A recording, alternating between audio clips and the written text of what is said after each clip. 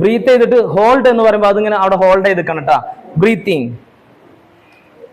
Hold, slowly breathe out. ഒന്നുകൂടി, breathing, hold, slowly breathe out. കണ്ണ് തുറക്കുക. എൻ്റെ മക്കളോട് എനിക്കൊരു ചോദ്യം ചോദിക്കാണ്ട്. ഇന്ന് വരെ എൻ്റെ ഉമ്മയും ഉപ്പയും പറഞ്ഞത് മുഴുവനും ഞാൻ കേട്ടിട്ടുണ്ട്, അനുസരിച്ചിട്ടുണ്ട് എന്ന ആളുകളൊന്ന് കൈബന്ധിക്കാം. എന്ന് വിശ്വാസമുള്ള ആളുകളൊന്ന് കൈബന്ധിക്കാം.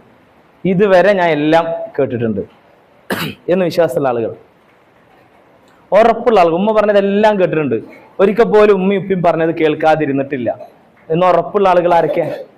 ഒരാൾ മോണ്ട്. ധൈര്യമുള്ളവർ കൈബന്ധിച്ചോണേ. എന്താണ്, ആർക്കും ധൈര്യം ഇല്ലേ? ധൈര്യം ഉണ്ട്. എന്താണ് ധൈര്യം കൈബന്ധിക്കാത്തത്?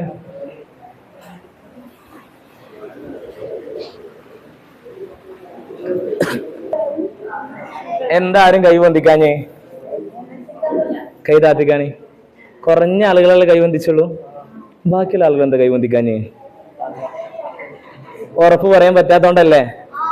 അല്ലേ? ഉമ്മ പറഞ്ഞ ഫുള്ള് കേട്ടിട്ടില്ലല്ലോ, ഉപ്പ പറഞ്ഞ ഫുള്ള് കേട്ടിട്ടില്ലല്ലോ.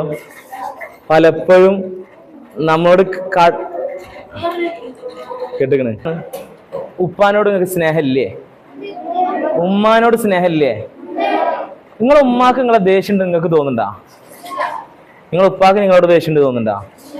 പിന്നെന്താ നിങ്ങൾ ഉമ്മ പറഞ്ഞത് കേൾക്കാത്തത്? പിന്നെ എന്തുകൊണ്ടാണ് നിങ്ങൾ ഉപ്പ പറഞ്ഞത് കേൾക്കാത്തത്?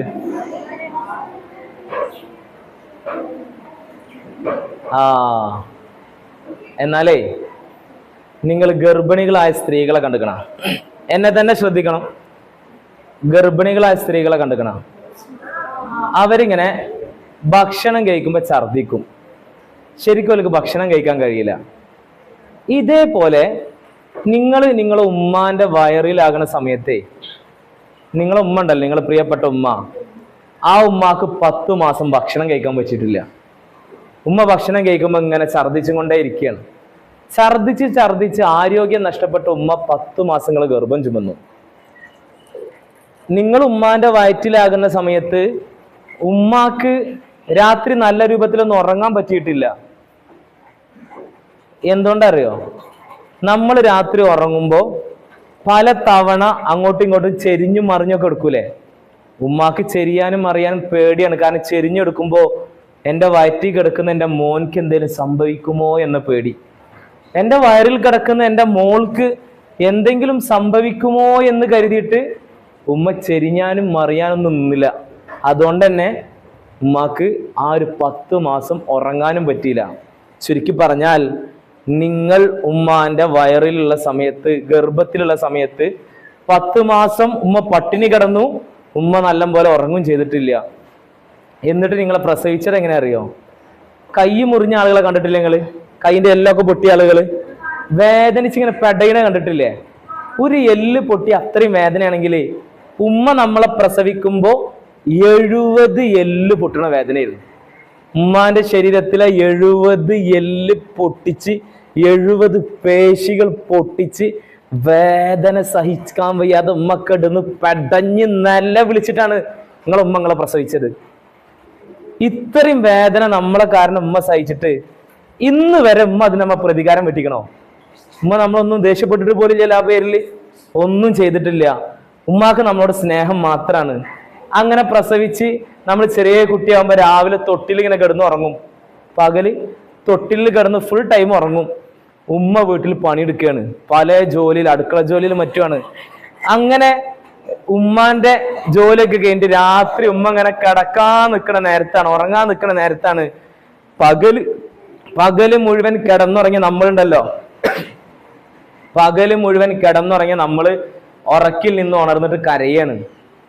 ഉമ്മ ഉറങ്ങാൻ കിടക്കുന്നിടത്തുനിന്ന് ഉമ്മ എഴുന്നേറ്റ് വന്നിട്ട് നമ്മ താരാട്ടുപാട്ട് പാടി ഉറക്കി തരികയാണ് അല്ലേ? താരാട്ടുപാട്ടൊക്കെ പാടിയിട്ട് ഉറക്കി തന്നു എന്ന് മാത്രല്ല, ഉമ്മ പിന്നെ ഉറങ്ങാണ്ട് പോയപ്പോ നമ്മൾ വീണ്ടും കരഞ്ഞു. ഉമ്മാന്റെ ഉറക്കം വീണ്ടും പോയി. അങ്ങനെ എല്ലാ ദിവസവും അങ്ങനെയാണ്. നമ്മൾ പ്രസവിച്ചതിന് ശേഷവും ഉമ്മാക്ക് ഉറങ്ങാൻ പറ്റിയിട്ടില്ല. അത്രയും കഷ്ടപ്പെട്ടിട്ടാണ് ഉമ്മ നമ്മളെ ചെറുപ്പത്തിലൊക്കെ നോക്കിയത്. 5 വയസ്സ് പ്രായമായപ്പോ നമ്മളെ സ്കൂളിലും മദ്രസയിലൊക്കെ ഉമ്മ ചേർത്തു. സ്കൂളിൽ ചേർത്തിട്ട് നിങ്ങൾ മദ്രസയിലൊക്കെ ചേർത്ത് മദ്രസ വിട്ടിട്ട് വരാൻ 5 മിനിറ്റ് വൈകുമ്പോ ഉമ്മ ഇങ്ങനെ ബേജാറായിട്ട് പേടിച്ചിട്ട് ഇങ്ങനെ തെരഞ്ഞു വരും. അപ്പുറത്തെ വീട്ടിലെത്തിയിട്ടുണ്ടാവും, ചിലപ്പോ അങ്ങാടിയിലെത്തിയിട്ടുണ്ടാവും, ചിലപ്പോ മദ്രസയിലും സ്കൂളിലും വരെ ഉമ്മി ഇപ്പി നമ്മളെ തെരഞ്ഞു വന്നിട്ടുണ്ടാവും. എന്റെ കുട്ടി എവിടെയെന്ന് ചോദിച്ചിട്ട്. ഇന്ന് 4 മണിക്ക് വിടാന്ന് പറഞ്ഞ ഈ ക്ലാസ് 4:10 വിട്ടില്ലെങ്കിൽ ഇപ്പൊ ഉസ്താദുമാരെ ഫോണിക്ക് കോള് വരും. ഉസ്താദെ എന്റെ മോൾ അവിടെ ഇല്ലേ, എന്റെ മോൻ അവിടെ ഇല്ലേന്ന് പറഞ്ഞ് കോള് വരും. എന്തുകൊണ്ടാണ് അത് എന്നറിയാം നിങ്ങൾക്ക്? നിങ്ങൾ ഇങ്ങനെ ചോദിക്കും, ഉമ്മ ഇങ്ങനെ ബേജാറാവണ, ഉമ്മ ഇങ്ങനെ ടെൻഷൻ അടിക്കണ കാണുമ്പോ നിങ്ങൾ പലപ്പോഴും ഉമ്മാണ്ട് പറഞ്ഞിട്ടുണ്ടാവും, ഞാൻ ഇത്ര വലുതായില്ലമ്മ, ഉമ്മ എന്തിനാ ഇങ്ങനെ ബേജാറാവണ്, അല്ലെങ്കിൽ നിങ്ങൾ ആവശ്യമില്ലാതെ ബേജാറായിട്ടല്ലേ എന്ന് ഉമ്മാനെ കുറ്റപ്പെടുത്തിയിട്ടുണ്ടാവും. ഞാനുണ്ടല്ലോ ഒരു ദിവസം രാത്രി എന്റെ പരിപാടിയൊക്കെ കഴിഞ്ഞ് വരുമ്പോ ഒരു ദിവസം രാത്രി എന്റെ ഫോൺ സ്വിച്ച് ഓഫ് ആയി. ഒരു രാത്രി ഒരു 2-2:30 ആയിരിക്കും ഞാൻ എന്റെ വീട്ടിലേക്ക് വരുമ്പോ. ഫോൺ സ്വിച്ച് ഓഫ് ആയതുകൊണ്ട് തന്നെ എപ്പോഴാണ് വരികയെന്ന് എന്റെ ഉമ്മാനോട് എനിക്ക് പറയാൻ പറ്റില്ല. രാത്രി 2:30 സമയത്ത് ഞാൻ എന്റെ വീട്ടിലേക്ക് വരുമ്പോ ഞാൻ കരുതി ഇനി ഉമ്മ ഉറങ്ങായിരിക്കും, ഉമ്മാന്റെ ഉറക്കം കളയണ്ട എന്ന് കരുതിയിട്ട് ഞാൻ ശബ്ദം ഉണ്ടാക്കാതെ എൻ്റെ വണ്ടി കൊടുന്ന് എൻ്റെ വീടിന്റെ മുറ്റത്ത് നിർത്തി, ഒച്ച ഉണ്ടാക്കാതെ ഡോർ ഇങ്ങനെ തുറക്കുകയാണ്. ഞാൻ കരുതി കാറിന്റെ ഉള്ളിൽ തന്നെ കിടന്നുറങ്ങാം, ഉമ്മാന്റെ ഉറക്കം കളയണ്ടല്ലോ, അല്ലെങ്കിൽ സിറ്റ് ഔട്ടിൽ കിടന്നുറങ്ങാന്ന് കരുതി ഡോർ ഇങ്ങനെ തുറക്കുമ്പോ എൻ്റെ വീടിന്റെ ഡോർ ഇങ്ങനെ തുറക്കുകയാണ്. എൻ്റെ ഉമ്മ ഉണ്ടല്ലോ രാത്രി 2:30 സമയമായിട്ടും എന്നെ കാണാത്തോണ്ട് എൻ്റെ ഉമ്മാക്ക് ഉറങ്ങാൻ പറ്റിയില്ല. ഇത്രക്കും വലുപ്പുണ്ട് ഞാൻ, എൻ്റെ കയ്യിൽ ക്യാഷ് ഉണ്ട്, വണ്ടി ഉണ്ട്, എല്ലാം ഉണ്ട്. എല്ലാം ഉണ്ടായിട്ടും രാത്രി 2:30 വരെ എന്നെ കാണാത്തോണ്ട് ഉമ്മാക്ക് ഉറങ്ങാൻ കഴിയാതെ ഉമ്മ ഇങ്ങനെ ഉറങ്ങാതെ കാത്തിരിക്കുകയാണെങ്കിൽ, ചെറിയ മക്കളാകുന്ന നിങ്ങളെ കണ്ടില്ലെങ്കിൽ 5 മിനിറ്റ് കണ്ടില്ലെങ്കിൽ ഉമ്മാക്ക് എത്ര ബേജാറുണ്ടാവും, ഉമ്മാക്ക് എത്ര സങ്കടം ഉണ്ടാവും. നിങ്ങളോടുള്ള സ്നേഹം കൊണ്ടാണ്. പക്ഷെ നിങ്ങളിങ്ങനെ കാത്തുനിന്നിട്ട് ഉമ്മ ഇങ്ങനെ പ്രതീക്ഷയോടെ നിങ്ങളെ കാത്തുന്നപ്പോഴും നിങ്ങൾ ഉമ്മാനെ ചീത്ത പറയരുത്. ഉമ്മാക്ക് നേരെ കൈ ചൂണ്ടിയ മക്കൾ ഈ കൂട്ടത്തിലുണ്ട്, ഉമ്മാനേക്കാൾ ശബ്ദം വെച്ച മക്കൾ ഈ കൂട്ടത്തിലുണ്ട്. നിനക്കറിയാം പ്രിയപ്പെട്ട മക്കളെ, ഉമ്മ വളരെ നിസ്സാര കാര്യത്തിന് പോലും നിങ്ങളോട് ദേഷ്യം പിടിച്ചെന്തിനറിയോ? നിങ്ങളോടുള്ള സ്നേഹം കൊണ്ട് മാത്രാണ്. നിങ്ങളെ ഭയങ്കര ഇഷ്ടമാണ് ഉമ്മാക്ക് നിങ്ങളോട് ഒരു വെറുപ്പില്ല. നിങ്ങൾക്ക് വേണ്ടിയിട്ടാണ് ഉമ്മ ഇതൊക്കെ ചെയ്തത്. പക്ഷേ ഉമ്മാന്റെ ആ സ്നേഹം തിരിച്ചറിയാൻ നമുക്ക് കഴിഞ്ഞില്ല, ഉമ്മാന്റെ ഇഷ്ടം തിരിച്ചറിയാൻ നമുക്ക് കഴിഞ്ഞില്ല. ഉമ്മ നമ്മളെ എത്രയേറെ സ്നേഹിച്ചിട്ട് ആ സ്നേഹം തിരിച്ചു കൊടുക്കാൻ നമുക്ക് കഴിഞ്ഞില്ല മക്കളെ. നമ്മളെക്കാൾ മോശപ്പെട്ട ആരാ ഉള്ളത്? നമ്മളെക്കാൾ ഹതഭാഗ്യരായ ആരാ ഉള്ളത്? ഞങ്ങളെ നാട്ടില് ഒരു മോനുണ്ട്. ആ മോൻ 9ാം ക്ലാസ്സിലാണ് പഠിക്കുന്നത്. സാധാരണ ഇശാ മഗ്‌രിബിന്റെ ഇടയിൽ ആ മകൻ പുറത്തു പോകാറുണ്ട്. 9 മണിയൊക്കെ ആകുമ്പോൾ വീട്ടിലേക്ക് തിരിച്ചു വരും. അവന്റെ ഒരു ദിവസം ഓൻ പുറത്തു പോയിട്ട് 9 മണിയായിട്ട് വീട്ടിലേക്ക് തിരിച്ചു വന്നില്ല. ഓന്റെ ഉമ്മ ഇങ്ങനെ ബേജാറായിട്ട് വാതിലിന്റെ അവിടെ ഇങ്ങനെ വന്ന് കാത്തിക്കുക. സമയം 10 മണിയായി, ഓന്റെ ഉമ്മ വന്നില്ല, അവൻ വന്നില്ല. സമയം 11 മണി, അപ്പോഴും അവൻ വന്നില്ല. 12 മണിയായി. ഉമ്മാന്റെ പേടി കൂടി, ബേജാറ് കൂടി. എൻ്റെ മോൻക്ക് എന്താ പറ്റി റബ്ബേ? സാധാരണ ഈ നേരത്തൊക്കെ എൻ്റെ വീട്ടിൽ വരുന്നതാണല്ലോ, ഇന്ന് എന്താണ് പറ്റി എന്ന് പറഞ്ഞിട്ട് ഉമ്മ ഇങ്ങനെ ബേജാറായിട്ട് ഓനിങ്ങനെ വാതിലിന്റെ അവിടെ കാത്തു നിൽക്കുമ്പോ ഒരു 12:30 നേരത്തും വീട്ടിലേക്ക് ഇങ്ങനെ കയറി വരിക. വീട്ടിലേക്ക് കയറി വരുമ്പോ അവൻ അല്പം ലഹരി ഉപയോഗിച്ചിട്ടാ കയറി വരുന്നത്. കയറി വന്ന ഉടനെ ഉമ്മ ചോദിച്ചു, എവിടെ ഇരുന്നടാ മോനെ? ഞാൻ ആകെ ടെൻഷൻ ആയല്ലടാന്ന് പറഞ്ഞപ്പോ ഉമ്മാനോട് ഓൻ പറഞ്ഞു, ഒന്ന് മാറിക്ക് തള്ളേന്ന് പറഞ്ഞിട്ട് ഉമ്മാനെ ഒരൊറ്റ ഉന്തീട്ട് നേരെ അവന്റെ ബെഡ്റൂമിൽ പോയി കിടന്നുറങ്ങുക. പിറ്റേ ദിവസം രാവിലെ സാധാരണ 6 മണിക്കോ അവന്റെ ഉമ്മ വിളിക്കാറുണ്ട് അവനെ. അന്ന് 6 മണിക്കോ അവനെ വിളിച്ചില്ല. 7 മണിയായിട്ട് ഉമ്മ വന്നില്ല. 8 മണിയായി, അപ്പോഴും അവന്റെ ഉമ്മ വന്നില്ല. അങ്ങനെ 9 മണിയായപ്പോ സൂര്യന്റെ ചൂടൊക്കെ ജനലിന്റെ ഉള്ളിലൂടെ അവന്റെ ശരീരത്തിലിങ്ങനെ തട്ടിയപ്പോ ഓന് ഉറക്കിൽ നിന്ന് ഉണരുകയാണ്. ഉറക്കിൽ നിന്ന് ഉണർന്നപ്പോ സമയം നോക്കുമ്പോ സമയം 9 മണിയായല്ലോ. ഇന്നെന്താ എൻ്റെ ഉമ്മ എന്നെ വിളിക്കാൻ വരാതിരുന്നത്? അവൻ കരുതി ഞാൻ ഇന്നലെ ഉമ്മാനോട് ദേഷ്യം പിടിച്ചില്ലേ, അതിന്റെ ദേഷ്യം കൊണ്ടായിരിക്കും എന്ന് കരുതിയിട്ട് ഓനിങ്ങനെ മെല്ലെ ബെഡ്റൂമിൽ നിന്ന് ഇറങ്ങിയിട്ട് അടുക്കള പോയി നോക്കി. പക്ഷേ ഓൻ്റെ ഉമ്മ അവിടെ ഇല്ല. ഓന് ഹാളിൽ വന്ന് തെരഞ്ഞു, ഓൻ്റെ ഉമ്മ അവിടെ ഇല്ല. അവന് ഓരോ റൂമിലും കയറി ഇറങ്ങി, പക്ഷേ അവൻ്റെ ഉമ്മാനെ കാണാനില്ല. അവനിങ്ങനെ ഉമ്മ എവിടെ എന്ന് കരുതിയിട്ട് സിറ്റ് ഔട്ടിലേക്കണ്ട് ചെന്നപ്പോ സുബ്ഹാനല്ലാ, ഓനൊരു രംഗം കാണുകയാണ്.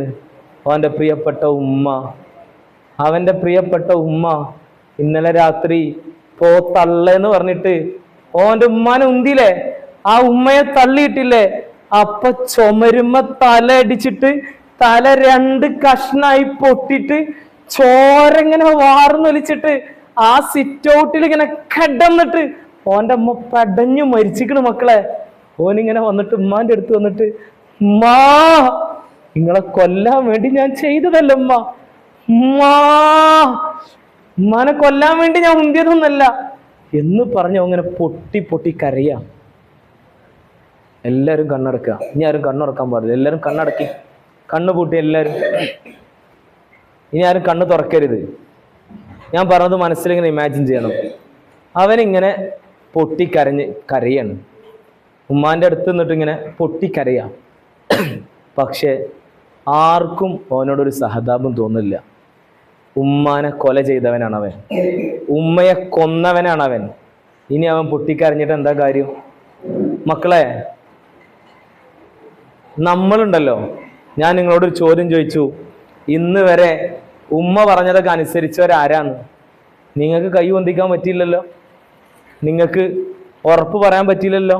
ഉമ്മ പറഞ്ഞത് ഞാൻ ഫുൾ കേട്ടിട്ടുണ്ടെന്ന്, ഉപ്പ പറഞ്ഞതല്ല ഞാൻ കേട്ടിട്ടുണ്ടെന്ന് നിങ്ങൾക്ക് ഉറപ്പ് പറയാൻ പറ്റിയില്ലല്ലോ. ഉമ്മാനോട് സ്നേഹമില്ലല്ലോ അല്ലേ? ഉമ്മാനോട് സ്നേഹം ഉണ്ട് എന്നൊക്കെ പറയുന്നുണ്ടെങ്കിൽ പോലും പിന്നെ എന്താ ഉമ്മ പറഞ്ഞാൽ കേൾക്കാത്ത? ഉമ്മ പറഞ്ഞ എന്താ അനുസരിക്കാത്ത?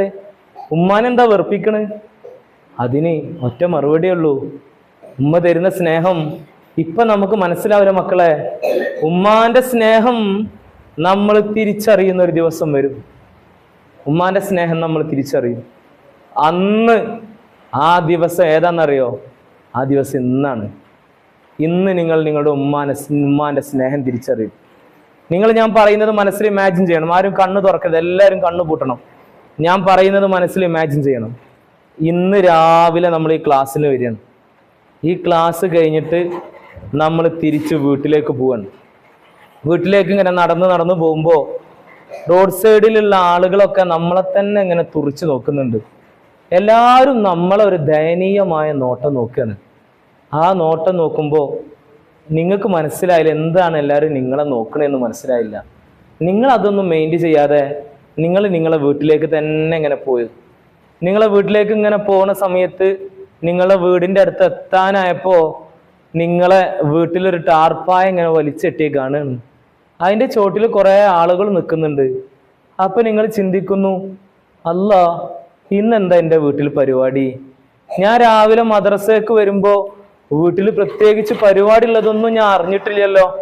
ഇന്ന് എന്താണ് എൻ്റെ വീട്ടിൽ പരിപാടി എന്ന് നിങ്ങളിങ്ങനെ ആലോചിച്ച് നിൽക്കുമ്പോൾ അവിടെ കൂടി നിന്ന ആളുകൾ പരസ്പരം ചെവി പറയാണ്, ആ കുട്ടി വരുന്നുണ്ടിട്ടാ, പാവലേ എന്ന് നമ്മളെ നോക്കി പറയാണ്.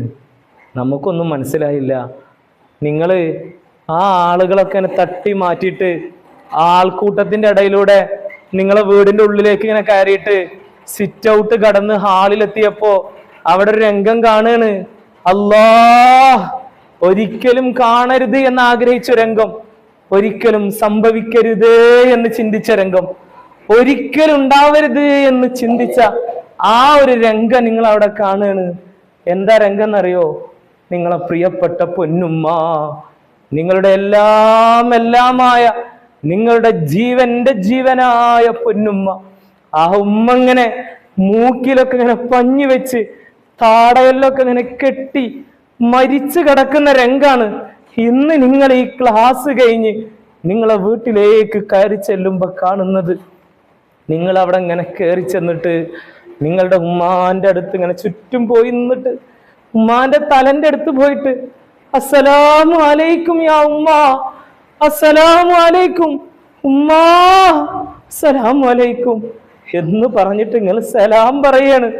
പക്ഷേ നിങ്ങൾ സലാം പറയുമ്പോ നിങ്ങളെ ഉമ്മ നിങ്ങളെ സലാം കേൾക്കുന്നില്ല. സാധാരണ നിങ്ങൾ മദ്രസ വിട്ടു വരുമ്പോ നിങ്ങളെ ചേർത്ത് പിടിച്ച് ഉമ്മ തന്ന് സലാം മടക്കി ഭക്ഷണമൊക്കെ വിളമ്പി തരുന്ന ഉമ്മ, ഇന്ന് നിങ്ങൾ ഉമ്മാന്റെ അടുത്ത് പോയിട്ടും ഉമ്മ നിങ്ങളോട് മിണ്ടുന്നില്ല. ഉമ്മ നിങ്ങളെ മുഖത്തേക്കൊന്ന് നോക്കുന്നു പോലില്ല. ഉമ്മങ്ങളെ മെയിൻ്റെ ജോലിയും ചെയ്യുന്നില്ല. ആ നേരത്ത് നിങ്ങൾ ഉമ്മാനോട് പറയാണ്, ഉമ്മാ ഇങ്ങോട്ടൊന്ന് നോക്കുമ്മ, ഉമ്മ എന്റെ മുഖത്തേക്കൊന്ന് നോക്കി. നിങ്ങളെ പൊന്നുമോനാണ് ഈ വന്നിട്ടുള്ളത്, നിങ്ങളെ പൊന്നുമോളാണ് ഈ വന്നിട്ടുള്ളത്. ഉമ്മച്ചി എന്നൊന്ന് നോക്കുമ്മ. എന്താണ് ഉമ്മ എന്നോട് മിണ്ടാത്തത്? എന്താണ് ഉമ്മ എന്നൊന്ന് നോക്കാത്തത്? ഉമ്മാക്ക് എന്നോട് പിണക്കാണോ ഉമ്മ? ഉമ്മാക്ക് എന്നോട് വെറുപ്പാണോ ഉമ്മ? പ്ലീസ് ഉമ്മ ഒന്ന് നോക്കി ഉമ്മ. എന്താണ് ഉമ്മ? ഉമ്മച്ചിയെ ഉമ്മ എന്താ മിണ്ടാത്തത്? ഉമ്മച്ചിയെ പ്ലീസ് ഉമ്മ ഒന്ന് നോക്കുമ്മ. നിങ്ങളെ കുഞ്ഞുമോളാണ് വന്നിട്ടുള്ളത്, നിങ്ങളെ പൊന്നുമോനാണ് വന്നിട്ടുള്ളത്. ഒന്ന് തിരിഞ്ഞോക്കുമ്മ, ഒന്ന് ചിരിക്കുമ്മ, ഒന്ന് മിണ്ടുമ്മ എന്നൊക്കെ പറഞ്ഞിട്ട് ഉമ്മാന്റെ അടുത്ത് നിന്നിട്ട് നിങ്ങൾ ഇങ്ങനെ പൊട്ടി പൊട്ടി കരയാണ്. പക്ഷേ പൊന്നും അത് കേൾക്കൂല. ഓരോ ദിവസവും നമ്മളെ സ്നേഹിച്ചു വേണ്ട കാര്യങ്ങളൊക്കെ ചെയ്തു തന്ന ഉമ്മ അതൊന്നും കേൾക്കണില്ല. ഉമ്മ ഒന്നും കേൾക്കാൻ കഴിയാത്ത ലോകത്തേക്ക് യാത്ര പോയിട്ടുണ്ട്. ഉമ്മാക്ക് ഇനി മുണ്ടാൻ കഴിയൂല, ഉമ്മാക്ക് ഒന്നും സംസാരിക്കാൻ കഴിയില്ല. ആ നേരത്ത് പറയാണ്, ഉമ്മാ എന്റെ ഉമ്മ നിങ്ങളോടൊക്കെ വെറുപ്പൊന്നുമില്ലമ്മ, നിങ്ങളോടൊക്കെ ദേഷ്യമൊന്നുമില്ലമ്മ. ഉമ്മ ഒന്ന് നോക്കുമ്മ. ഞാൻ ഉമ്മ പറഞ്ഞത് കേൾക്കാതിരുന്നത് ഉമ്മാനോടുള്ള ദേഷ്യം കൊണ്ടല്ല, ഉമ്മാനോടുള്ള വെറുപ്പ് കൊണ്ടൊന്നല്ല. ഉമ്മ ഉമ്മാനെ ഭയങ്കര ഇഷ്ടാണ്. ഉമ്മ നിങ്ങൾ ഭയങ്കര ഇഷ്ടാണ്. പാവാണ് ഉമ്മ, എനിക്ക് പേടിയാവുണ്ട് ഉമ്മ. ഉമ്മ ഇങ്ങനെ മുണ്ടാതിക്കണ കാണുമ്പോ, ഉമ്മ എന്നെങ്ങനെ നോക്കാതിരിക്കണ കാണുമ്പോ, ഉമ്മ എന്നെങ്ങനെ തിരിഞ്ഞു നോക്കാത്തത് കാണുമ്പോ എനിക്ക് പേടിയാവുണ്ട് ഉമ്മ. പ്ലീസ് ഒന്ന് നോക്കുമ്പോ. ഞാൻ എങ്ങനെയാണ്, ഞാൻ ഇവിടെ ഒറ്റയ്ക്ക് എങ്ങനെ നിൽക്കുമ്മ എന്ന് പറഞ്ഞിട്ട് നിങ്ങൾ ഇങ്ങനെ നിലവിളിക്കുമ്പോ ചില ആളുകളൊക്കെ നിങ്ങളടുത്ത് വരും. എന്നിട്ട് പറയും, മോനെ പേടിക്കണ്ടടാ, മോനെ മോളെ സങ്കടപ്പെടണ്ടടി, ഞങ്ങളൊക്കെ ഇല്ലേന്ന്. ഉമ്മയില്ലാതെ ഈ ലോകത്ത് ആരുണ്ടായിട്ടെന്താ? ആരാണ് ഉമ്മാക്ക് പകരാവുക? ആരെങ്കിലും ലോകത്ത് ഉമ്മാക്ക് പകരാവോ? വേറെ ആരുണ്ടായിട്ടെന്താ മക്കളെ? ആരുമില്ലാത്ത ലോകത്തേക്ക് ഉമ്മ യാത്രയായില്ലേ? ആ ഉമ്മാന്റെ അടുത്ത് എന്നിട്ട് നമ്മൾ പലതും പറയുന്നുണ്ട്. പക്ഷെ അതൊന്നും ഉമ്മ കേൾക്കൂല, ഉമ്മ കാണൂല, ഉമ്മ മൈൻഡ് ചെയ്യൂല. അങ്ങനെ നമ്മുടെ പ്രിയപ്പെട്ട ഉമ്മാനെ, മരിച്ചു കിടക്കുന്ന ഉമ്മാനെ വെള്ള തുണിയിലൊക്കെ പൊതിഞ്ഞിട്ട് നമ്മളിങ്ങനെ മയ്യത്ത് കട്ടിലേറ്റി പൊന്നുമ്മാനെ കൊണ്ടുപോകാണ്. ലാ ഇലാഹ ഇല്ലല്ലാഹ്, ലാ ഇലാഹ ഇല്ലല്ലാഹ്, ലാ ഇലാഹ ഇല്ലല്ലാഹ് എന്ന് പറഞ്ഞിട്ട് ഉമ്മാനെ മയ്യത്ത് കട്ടിലേറ്റി ഉമ്മാന്റെ മയ്യത്ത് ഇങ്ങനെ കൊണ്ടുപോകുമ്പോ കൂടെ നടക്കാൻ നമ്മുടെ കാല് സമ്മതിക്കുന്നില്ല. നമ്മുടെ ഹൃദയം പടക്കാണ്, നമ്മുടെ കണ്ണ് നിറയാണ്, മനസ്സിങ്ങനെ വിങ്ങി പൊട്ടി പൊട്ടി പൊട്ടി നമ്മൾ പറയണം, ഉമ്മച്ചിയെ പോവല്ലമ്മ, ഉമ്മച്ചിയെ ഞങ്ങൾ ഒറ്റക്കാക്കി പോവല്ലമ്മ. ഉമ്മ ഇനി എനിക്കാരാണ്? ഈ പൊന്നുമോൻക്ക് ആരാണുമ്മ? ഈ പൊന്നുമോൾക്ക് ആരാണുമ്മ എന്ന് പറഞ്ഞിട്ട് നമ്മളിങ്ങനെ പൊട്ടി പൊട്ടി കരയണം. പക്ഷെ ആരും ഇത് കാണുന്നില്ല, നമ്മളാരും നോക്കുന്ന പോലില്ല. അങ്ങനെ കൊണ്ടുപോയിട്ട് പള്ളിയിൽ വെച്ച് മയ്യത്ത് നിസ്കരിച്ച് പ്രിയപ്പെട്ട ഉമ്മാന്റെ മയ്യത്ത് ഇങ്ങനെ ഖബറിലേക്ക് ഇറക്കി വെക്കുകയാണ്. ആരാരുമില്ലാത്ത ഖബറ്, കൂരിട്ടുള്ള ഖബറ്, പാമ്പും തേളുകളും പുഴുക്കളും വിഷജന്തുക്കളും മാരക ജീവികളുമുള്ള ഖബറിലേക്ക് നമ്മുടെ പൊന്നുമ്മാനെ ഇറക്കി വെക്കാണ്. ഉമ്മാന്റെ മയ്യത്ത് ഇങ്ങനെ ആ മണ്ണിന്റെ ചോട്ടിലേക്ക്, മൺകുയിലേക്ക് ഇങ്ങനെ ഇറക്കി വെച്ചിട്ട് അതിന്റെ മുകളിലേക്ക് ഓരോരുത്തരും ഓരോ പിടി മണ്ണ് വാരിയിട്ടിട്ട് അവിടുന്ന് ഇങ്ങനെ തിരിച്ചു പോരുന്ന നേരത്ത് ആളുകളൊക്കെ തിരിച്ചു പോരുമ്പോ നമുക്ക് തിരിച്ചു പോരാൻ കഴിയൂല. നമ്മൾ പറയും, ഉമ്മാ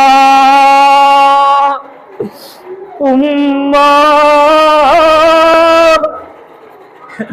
എനിക്കൊന്ന് പുറത്തു തരണേ ഉമ്മാ, ഈ പൊന്നുമോൻക്ക് തെറ്റുപറ്റി ഉമ്മാ, ഈ പൊന്നുമോൾക്ക് തെറ്റുപറ്റി ഉമ്മാ, ഉമ്മ ഇത്ര പെട്ടെന്ന് ഞങ്ങളെ വിട്ടു പോകുമെന്ന് ഞങ്ങള് കരുതിയിട്ടില്ല ഉമ്മ, ഞങ്ങള് ചിന്തിച്ചിട്ടില്ല ഉമ്മ, എനിക്കൊന്ന് പുറത്തു തരും ഉമ്മ, ഉമ്മ ഉമ്മയൊന്ന് തിരിച്ചു വരുമോ എന്ന് ചോദിച്ച് നമ്മളിങ്ങനെ പൊട്ടി പൊട്ടി കരയാണ്. എന്ത് ചെയ്യാൻ, ആര് കേൾക്കാൻ, ആരോട് പറയാൻ? ആ ഉമ്മാനെ ആരുമില്ലാത്ത ഖബറിലാക്കിയിട്ട് ഉമ്മാനെ കാണാതെ ഒരു ദിവസം നമ്മൾ കുടുംബ വീട്ടിലൊക്കെ പോയപ്പോ തന്നെ നമ്മൾ എത്ര കരഞ്ഞിട്ടുണ്ട്. ആ ഉമ്മാനെ ഇനി ഒരിക്കലും കാണാൻ പറ്റൂല. ഒരിക്കലും കാണാത്ത ലോകത്തേക്കാണ് ഉമ്മ പോയിട്ടുള്ളത്. ഇനി ആരും ഇനി എങ്ങനെ നോക്കിയാലും ഉമ്മാനെ കാണാൻ പറ്റൂല മക്കളെ, ഉമ്മ വരൂല. അങ്ങനത്തെ ലോകത്ത് ഉമ്മാനാക്കിയിട്ട് ആരുമില്ലാത്ത ഖബറിൽ പാമ്പും തേളുകളും പുഴുക്കളൊക്കെ ഉള്ള ഖബറിൽ ഉമ്മാനാക്കിയിട്ട് ആ മണ്ണിൻ്റെ ഉള്ളിൽ ഉമ്മാനാക്കിയിട്ട് നമ്മളിങ്ങനെ തിരിച്ചു പോരുമ്പോ എൻ്റെ പൊന്നു മക്കളെ, മക്കളെ നിങ്ങൾ ആലോചിച്ചു നോക്കിയിട്ടുണ്ടോ? ഉമ്മ ഖബറിൽ ഒറ്റയ്ക്ക് എന്ന് മാത്രല്ല, നമുക്കിനി ആരാള്ളത്? നമുക്കാരാള്ളത്? നമ്മൾ സാധാരണ മദ്രസയും സ്കൂളിൽ വിട്ട് വരുമ്പോ ഉമ്മ ചോദിക്കുന്ന ഒരു ചോദ്യമുണ്ട്. നമുക്ക് ഭക്ഷണം ആവശ്യമില്ലെങ്കിലും ഉമ്മ പറയും, മോനെ ഭക്ഷണം കഴിച്ചിട്ട് പോടാ, മോളെ ഭക്ഷണം കഴിച്ച് കളിക്കാൻ പോയാൽ മതി എന്ന് പറഞ്ഞ ആ പൊന്നുമുണ്ടല്ലോ, നമ്മുടെ ജീവനായ ഉമ്മ, നമ്മുടെ എല്ലാമായ ഉമ്മ, നമുക്ക് വേണ്ടി കഷ്ടപ്പാടുകളൊക്കെ സഹിച്ച ഉമ്മണ്ടല്ലോ.